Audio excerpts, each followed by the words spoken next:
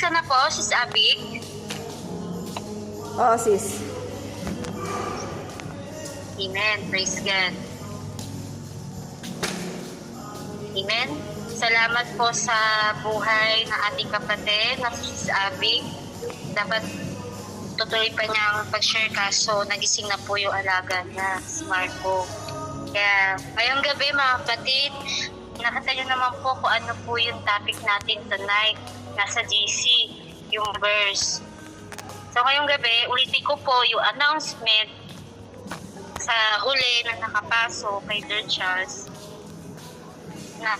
Sa Wisdom of God, sinabi po ito ni Sister.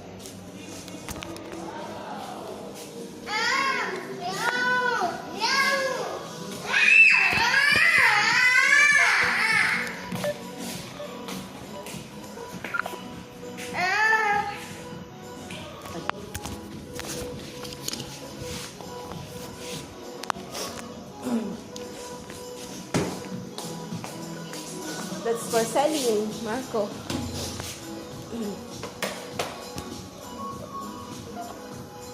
Ng reflection. Yung reflection siguro yung about sa sarili natin, ano yung impact, ano yung dating ng topic sa bawat isa sa atin. Kaya unahin ko lang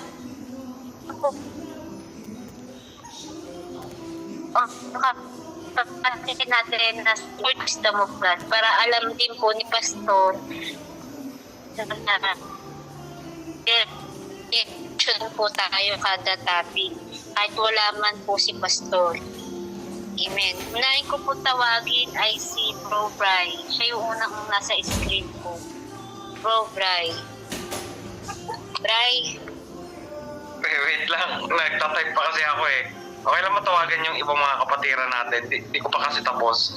Yung reflection ko na lang yung kulang. Kasi yung inuna ko yung insight na pre-niche ni Sis Abby. Ano, matapusin ko lang yung yung reflection. Oh, sige bro. Sige po. Tapusin ko lang. At type mo kasi na-record naman po. Hindi, nakalimutan ko lang kasi yung reflection. So, ang na-priority ko kasi is yung insight. Okay. Sige, tawagin ko po ay si Brother Charles. Late na po si Brother Charles na naka-join. Si Bro Rex po ang ating tawagin. Brother Rex.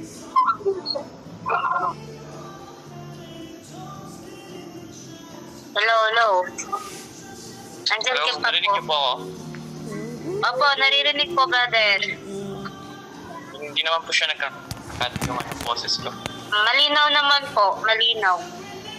Ayan, praise the Lord. In Jesus' name, thank you so much. Kanina ng lolo ko, naghahang po yung cellphone ko. Praise God still.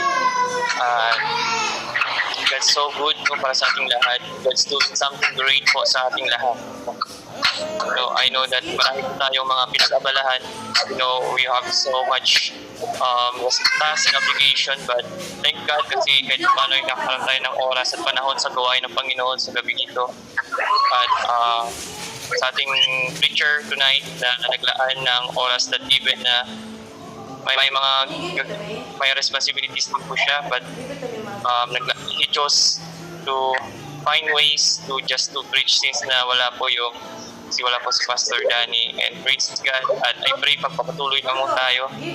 So ito po sa 1 Timothy chapter 3 verse 8 to 13 na kung saan patuloy po bigyan din po ni Pastor ni Apostol Pablo yung mga qualification po para sa mga leaders sa simbahan. So, it's a great reminders po para sa lahat po na sa lahat ng mga leaders ano po yung maging qualification. Dito po sa talata pinapakita po yung katangian, yung mahalaga para sa mga lalaking naglilingkod sa simbahan, magigilihan po ng pagtulong sa mga pangailangan ng mga tao. So, pinaparimain. Hello po, malakas. Parang open po yung microphone. May open po yung mic.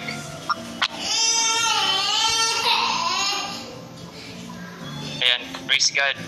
Ayan, praise the Lord. At pinapalala sa atin ni Apostle Paul bilang as a preacher, as everyone, as leaders, no, parang especially when we stand in the pulpit, when we share the word of God, especially kapag ginagamit, tinatawag tayo ng Panginoon, so kapag yung lips natin o yung labi natin ginagamit natin to sa pagpuri at pagsamba sa Panginoon, hindi natin to pwede gamitin sa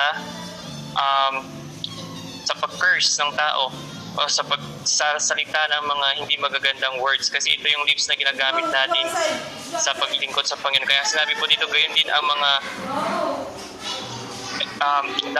gayon din ang mga lingkod ng Panginoon ay dapat na marangal, hindi dalawahan ang dila, hindi mahilig sa alak, hindi sakim sa masamang pakinabang, kundi may pananampalataya, malinis ang budhi at nagtataglay ng misteryo ng pananampalataya ng may malinis at budhi.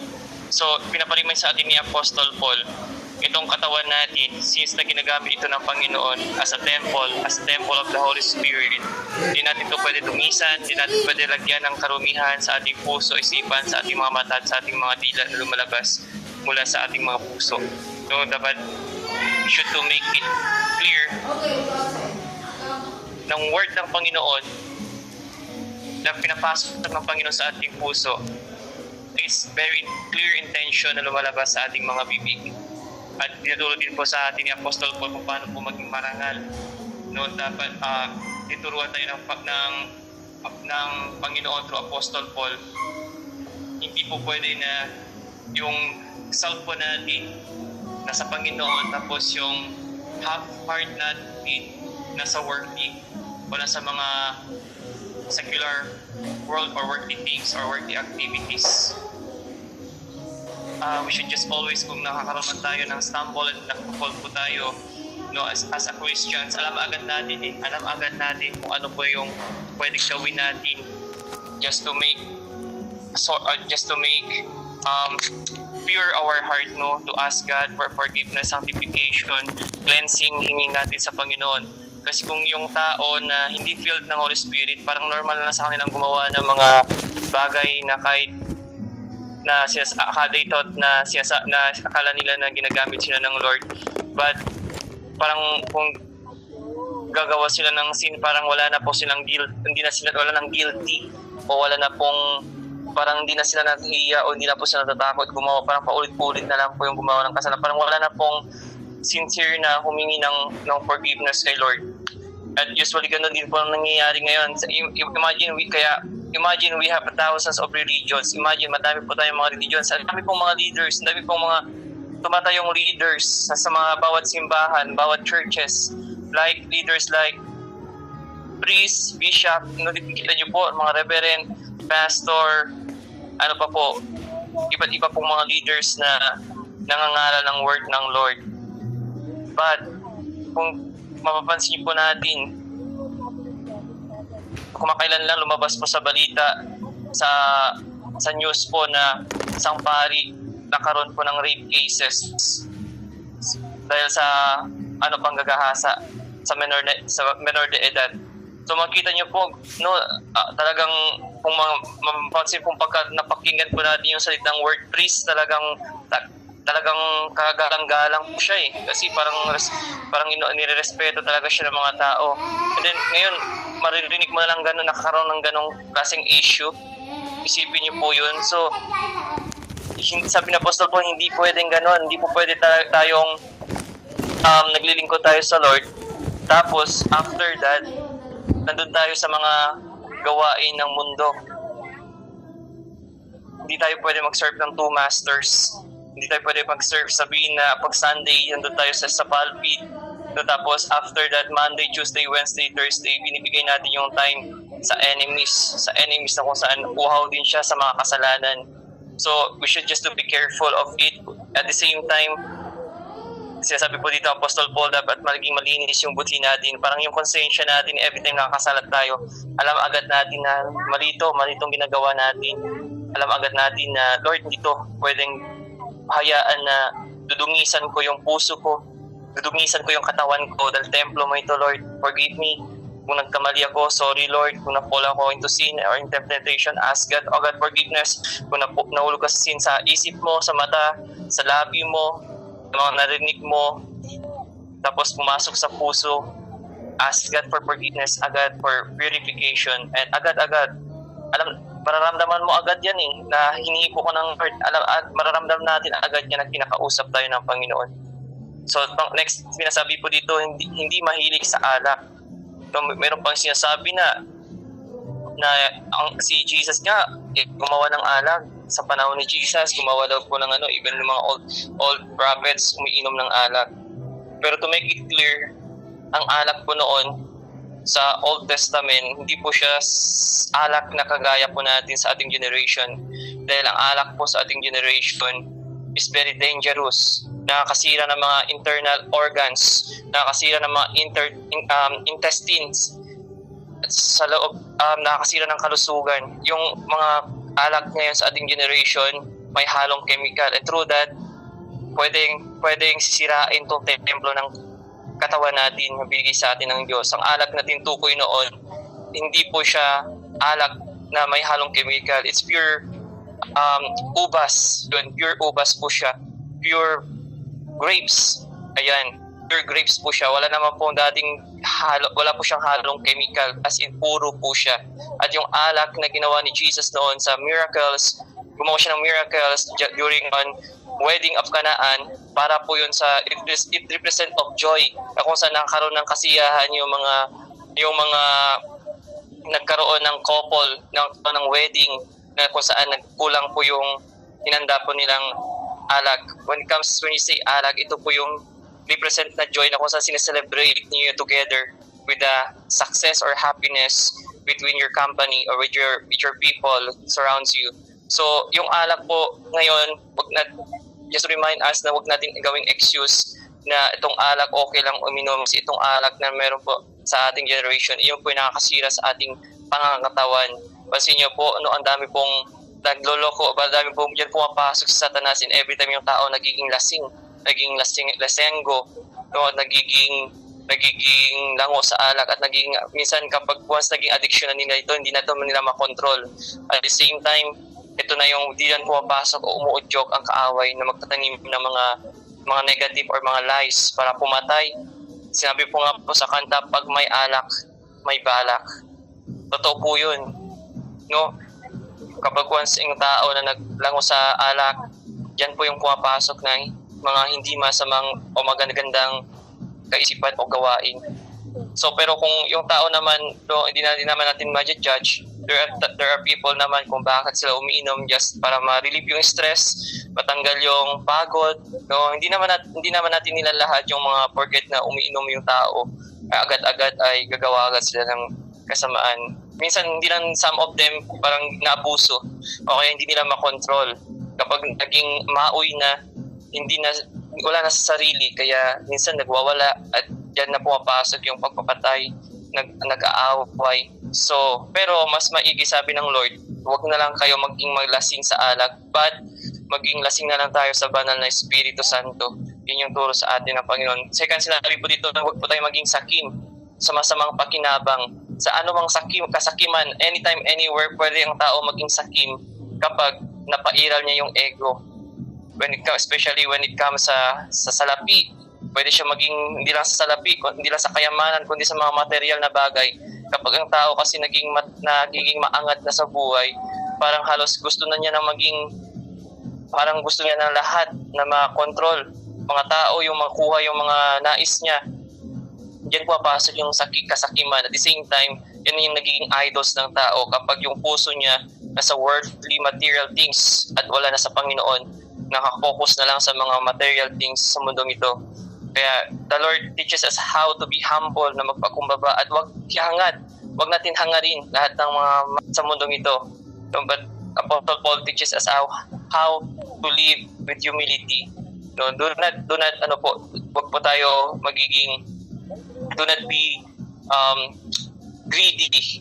Yan, do not be greedy to those materials or powers or fame or wealth or money, no, because everything it just controls by the enemies. No, ito pong bagay na to kontrolado din ng enemies. Kung naalala niyo po, ino-offer to ni Satanas kay Jesus. Nung si Jesus po nag-ayuno ng 40 days and 40 nights para po habang nagpo 40 days, 40 nights prayer fasting si Jesus, nag-appear si Satanas at pinakita sa kanya yung kaharian o yung sanlibutan na ito. Buti na lang ang galing po ni Jesus because He overcame and He rebuked Satan through the Word of God. So, First John chapter 2 verse 15 and 17, the Bible says, huwag mong ibigin o ang sanlibutan o ang mga bagay sa sanlibutan. Ang sino mang umiibig sa sanlibutan ay hindi umiibig sa Diyos. Do not love the world or the things in the world.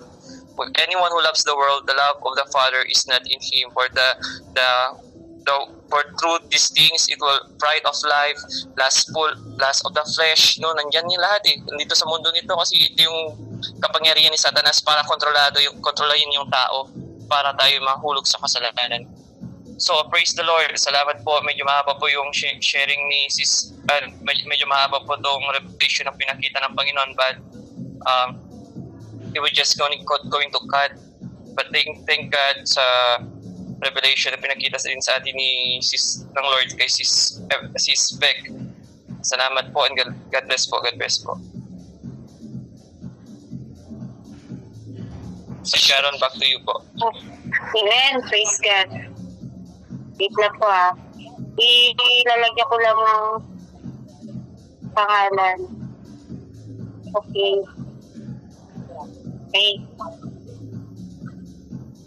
Amen. Salamat sa buhay mo po, Brother Rex. Ako, mag-reflection lang ako, konti lang mga kapatid. Kasi baka mamaya wala akong reflection. Pagalitan ako ni Pastor. Kasi pinapagalitan ako ni Pastor eh. Wala akong hindi ako nakakapag-reflection sa wisdom of God.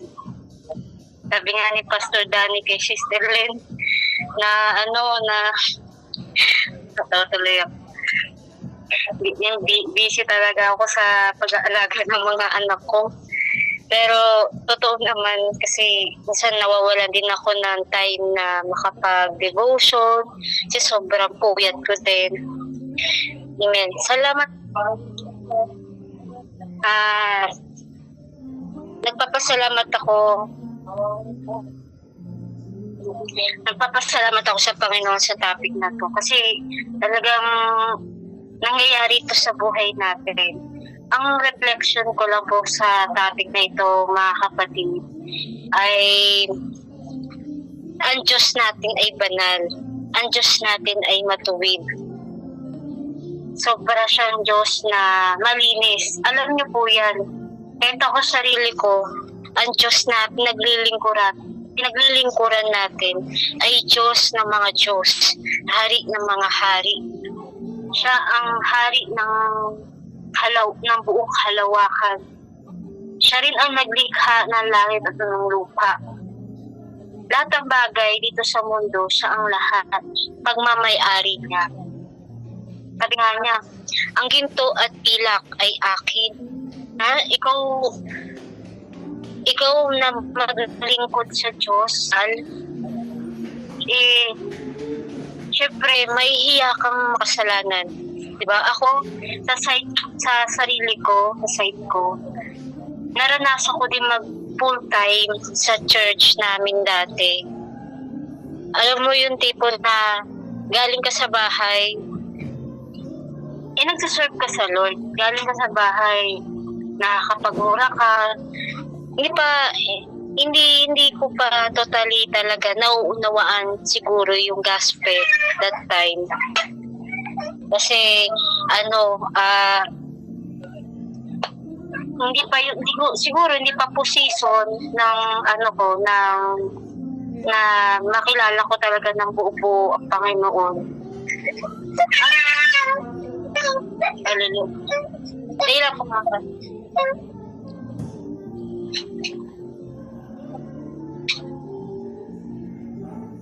Amen. Siguro hindi ko pa totally talaga nakilala ang Panginoon yun.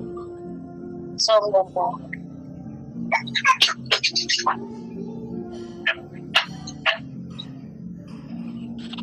Amen. Praise God. Siyempre, tayo lahat, mga kapatid, diba? na may mahirapan tayo. Mahirap mag-serve sa Lord na marami ka tinatago kasalanan. Ako, guilty rin ako doon, mga kapatid. Guilty ako doon. Kasi hindi naman tayo perfect. Hindi naman tayo nilikha ng Diyos na talagang hindi naman tayo nilikha ng Diyos na katulad niya na sobrang banal at sobrang matuwid. Kasi tayo ay mga makasalanan. Talagang niligtas lang tayo ng Panginoon sa habag niya at sa pag-ibig niya. Isa lang talaga yung natutunan ko dyan na pag nag-serve ka sa Lord, dapat talaga malinis ang iyong budhi. Malinis lahat. Kasi ang Diyos na pinaglilingkuran natin ay nakatuon sa mga anak niya. Kaya kaya wala kang maitatago na anumang kasalanan. Yung hidden sin, sobrang nagilty rin ako dyan. Lahat tayo, guilty tayo dyan. Hindi tayo makaligtas sa ganung estado ng buhay natin sa paglilingkod. Kaya mas mainam na habang kasama pa natin ang Holy Spirit, gumawa tayo ng mabuti, lalo na tayo ay tagapaglingkod na sa Panginoon at sa Iglesia. At hayaan natin na ang Holy Spirit ang siyang maglinis sa atin at na siya ang magpabago sa atin. Kasi hindi natin kaya na baguhin yung sarili natin. Hindi natin kaya na maging banal. Diba? Hindi natin kaya na maging mabait na tao, maging mabuti na tao. Ang Diyos lang makakagawa nun. Pero yan talaga yung requirements ng Lord na hinahanap sa atin. Yung malinis na pamumuhay na kailangan tayo lahat ay may malinis na budhi kapag tayo ay naglingkod sa Diyos. Kasi ang Diyos na pinaglilingkuran natin ay Diyos ng mga banal. Diyos ng mga katwiran. Kaya Diyos na makapangyarihan. Kaya yun, pag nababasa ko yan, nagigilty rin ako kasi nararanasan ko pa rin siya. Kasi alam ko lahat tayo, hindi tayo perfecto. Pero ang Diyos, magagawa niya tayong iligtas. Magagawa niya tayong baguhin. Lalo na sa ating mga kahinaan. Yun lang mga kapatid. Ang aking insight. Wala na iba natin mga kasama. Nangyari.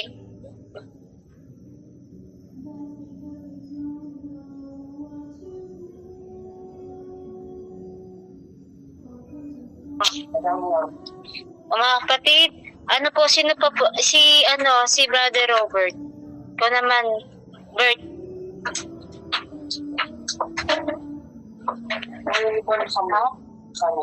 Oo. Hindi po ako makakaintay. Ha? Hello.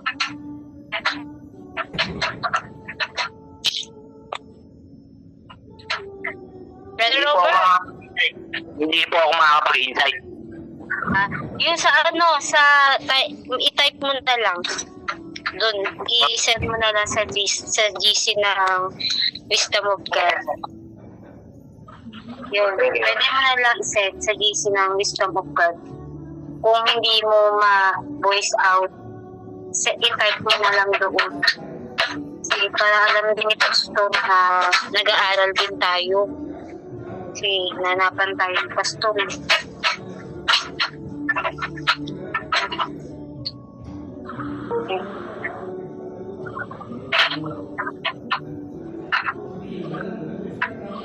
Okay. Inano po si brother. Tatay rin eh. Tay.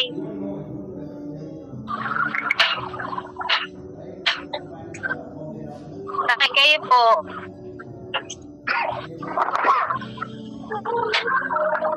Ano po yung insight niyo, Tay? Tay. Mamaya si tatay rin yun. Si brother Bray. Bray. Wait lang, ito na. So, ano lang, papaikling ko lang to. Yung Pabilis ng araw ah. Dapat ba? yung sa akin, ipopokus ko na lang sa reflection kasi yung sa insight ko kasi wait lang sa naintindihan ko dun sa 1 Timothy chapter 3 verse 8 to 16 po, no? Very common na po kasi ito kung ano yung nire-require ng Panginoon sa atin sa kuwari, ang calling ng Lord dun sa Christian na yun is pagiging pastor, pagiging minister, or pagiging bishop. So, kailangan talaga is kailangan stay stick lang sa isang asawa mo. Yung lingkod mo yun, kung siya po ang chef ng mga ship sa isang Christian church. So, yun yung pagkakaintindi ko po sa tagapangasiwa ng iglesia. Tapos, yung pastor na yun, syempre, yung pagiging husband niya at pagiging pastor niya is hindi siya dapat mananakit physically sa kanyang asawa na pastora, or hindi siya mananakit doon sa asawa niya mismo na isa din pong Christian, or hindi siya mananakit ng mga abusive verbal language. Kasi syempre in a healthy marriage relationship, kailangan po ang lalaki din po is kung bagay pakita niya yung agape love na galing sa Panginoon sa kanyang asawa, sa kanyang anak or mga anak. So para mabuo yung nila, yung Christian family. Kasi mahirap naman din po na sa loob ng isang Christian family, due to issues, yung pa yung mag-cause bakit kailangan pa nila magpa-anal, kailangan nila magpa-divorce. Kasi po sa US yan mga kapatid, ang ibang mga Christian na pastor po doon or mga minister or mga bishop, sadly merong iba sa kanila, hindi ko alam kung sino sila, but nababasa ko sa article or sa Wikipedia, may iba po sa kanila is nagkakaroon po ng divorce. Kasi po sa kanila yung divorce bill is approved po yun sa US. So nakakalungkot yun at ayaw din ng Panginoon yun na mangyari dito sa Pilipinas ng mga Filipino pastors. So kailangan po talagang mahalin po ng mga yung mga wife nila. Especially lalo na po ang pinaka-importante dyan di lang po sa pagtrato ng pagmamahal at mahal sa asawa, kundi yung pag-preach po sa pulpit, sa audience nila, yung mga congregation. So kailangan ang isang pastor po pag mag-preach po ay basic the Holy Scripture sa Bible. So hindi siya pwedeng magdagdag, magbawas or mag-misinterpret na walang sinasabi si Lord dun sa Holy Bible. So kailangan niyang i-ask yung guidance at teaching ni Lord Holy Ghost or ni Lord Holy Spirit para sa ganun po mga kapatid, yung pastor na yun na mag-preach sa pulpit is tama yung maging delivery ng message niya. Kumbaga si Lord ang nangungusap sa mga sa mga members or sa mga kapatiran, syempre through the instrument dun sa pastor na yun na mag-preach. So kailangan kung ano yung sinabi ng Bible, yun yung sasabihin ni pastor. Hindi pwedeng may dagdag, may bawas, may misinterpretation kasi magkakaroon ng confusion or magkakaroon ng maling paniniwala yung kanyang members kung hindi siya magpapaguide kay Lord Holy Spirit. So yun yung sa aking insight. Pero when it comes to my own reflection regarding those verses, so sa akin naman kasi hindi pa applicable sa akin yung about sa may asawa na, kasi wala naman akong asawa, wala pa rin naman akong girlfriend since birth. So ang ipa-priority ko dito yung pag-share ng gospel sa public, lalo na kapag hindi ko kilala yung mga tao, or pag-share sa mga mahal ko sa buhay or sa mga friends ko. So ayun, sa akin morely, pag mag-share ako ng about kay Lord, syempre una yung about sa life ni Christ, about yung agape love niya para sa lahat ng makasalanan tulad natin. So yun yung first step kapag ang sisharean ko is unbeliever. So either open-minded sila or they are somewhat close-minded, pero uunahin ko muna ng pagmamahal ng Panginoon. Kasi syempre, hindi pwedeng bibiglain ng malalim na biblical topic tapos ma-offend pala sila at the end of the day doon sa sharing ko. So, doon muna sa medyo mababaw. Kasi, ano yan si Lord naman ang maglilid sa heart ng mga taong yan kung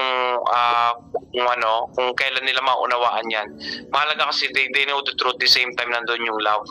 So kapag sila ay yun nga, pag nilid ako ng Lord, sa halimbawa, mapatanggap sila sa Lord Jesus Christ na ito, bukal na sa puso nila gagawin ito, maglilid ng sinner's prayer. So, paunti-unti, yun, doon ko palang sasabihin yung totoo na ito talaga yung sinasabi ng Holy Scriptures regarding ano ba nangyayari sa mundo ngayon, ano ba yung sinasabi ng ganitong book sa New Testament, sa Old Testament. So saka ko siya i-share kapag nauunawaan na nila yung itinuturo ni Christ sa kanila. Kasi kailangan mo na nila basic foundation muna bago na dun sa mas malalim na biblical topic. So pero syempre mga kapatid, sa akin, pag nag-share ako, hindi pwedeng mag-sugarcoat. Hindi pwedeng ganon. Kailangan sabihin mo talaga yung totoo na si Christ lang makakapagligtas sa kanila, na without Christ, we are nothing. Pero nasa sa atin yan, kung babagdatin natin ang tao, kapag hindi tinanggap si Christ, pabaksak ng impyerno. Pero sa akin, hindi siya kailangan muna sabihin. Kumbaga, basic muna. So yun lang po mga kapatid ang aking insight tsaka reflection for the preaching ni Sis Avic. So thanks, I thank the Lord so much, and I thank Sis Avic for sharing this preaching na binigay sa kanya ng Lord. Amen po. Glory to God. Amen. Salamat po, Brother Bryce, sa iyong reflection.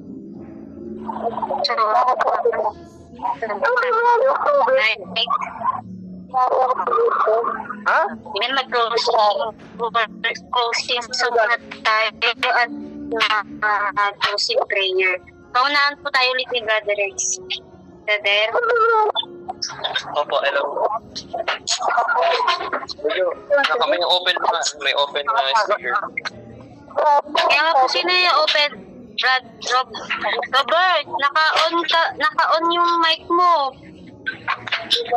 Yan, okay na po. Closing na tayo. Opo, closing. Closing song, closing worship. Closing prayer. Sige po. Let us bow down let us end this in a closing prayer. Hallelujah. Thank you, Jesus, Panginoon, sa mga patuloy niyo po, Panginoong pagtulong sa amin, Panginoon, sa pagpapalakas sa amin, Panginoon, gabi-gabi, Panginoon. Lord, we need you. You are the source of energy, Lord Jesus, to each of us. That's why we all want always to connect you, Lord. And we don't want to separate from your presence. And we don't want to depart from you, Lord Jesus. Hallelujah.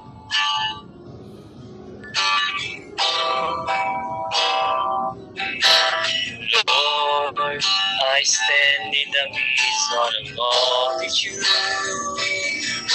of those of every tribe and tongue. We are your people, redeemed by your blood, rescued from death by your love. There are no words good enough to thank you. There are no words to express my praise, but I will lift up my voice and sing from my heart with all strength. Hallelujah, hallelujah, hallelujah to the Lord. Hallelujah, hallelujah, by the blood of Christ we stand. Every tongue, every tribe, every people, every man, giving glory giving honor, giving praise up to the Lamb of God. Giving praise up to the Lamb of God. Giving praise up to the Lamb of God. We praise your name, Jesus. We magnify you, Holy Father God in heaven. Holy Spirit, and precious, wonderful Jesus, our precious Jesus, wonderful, and there is no one like you, beautiful Jesus. We thank you, Holy Spirit, precious and holy, powerful. You are great and awesome. We need you in our life. We thank you as we just going to finish this prayer, this, Lord God, online fellowship, Lord. Bless your leaders, Panginoon. Lord, patuloy na mag-aalap ang mga apoy sa bawat puso ng iyong mga leaders, Panginoon. Lord, we pray, Lord God, sa iyong lingkod na ginamit niyo sa gabi ito, Panginoon. Lord, continue, Lord, to strengthen her and together with her family, Lord Jesus. And Lord, sa buhay po ni Sister Beck, Panginoon. Sister Brian, Lord. Kay Pastor, kay Kuya Tatay Rene, Lord. Kay Tatay Rene, even kay Sister Sharon, and Robert, Lord Jesus, Lord, and even the rest, Panginoon, na wala po dito, Lord. I pray for them, Lord, this evening, Lord God, na patuloy niyo po silang akutin at kausapin sa mga nakaranas ng, Lord God, Lord, panlalamig, sa mga nakaranas ng dryness, Lord, sa mga nakaranas, Panginoon, ng sakit at karamdaman o problema sa gabing ito, Lord God. Pinapanalangin namin sila, Panginoon, sa gabing ito. Lord, bisitahin niyo po sila sa kanilang mga tahanan. Kung kinakailangan, Lord, kausapin niyo po sila gabi-gabi at araw-araw, Panginoon. Lord, continue to minister them, empower them, Lord Jesus. Lord, maraming salamat sa paalala niyo po sa amin sa gabi ito, Panginoon. Thank you, Jesus. Pinabalik po namin ang lahat-lahat ng mataas na pagpuli sa iyo, Lord. Bless us all together, Lord God. Lord, strength, blessings, and even God, good health and protection for your people who are here in this online fellowship. We thank you, Jesus. Yatas na namin lahat-lahat sa iyo. This is our pray in Jesus' mighty name. Hallelujah. Amen and amen and amen. Hallelujah. Amen. Praise God. Amen. Salamat sa inyo, mga kapatid. Sakto. Good night, everyone. Mga kapatid, God bless. Love you all from the OPG, from the Lord. Good night. Bye-bye.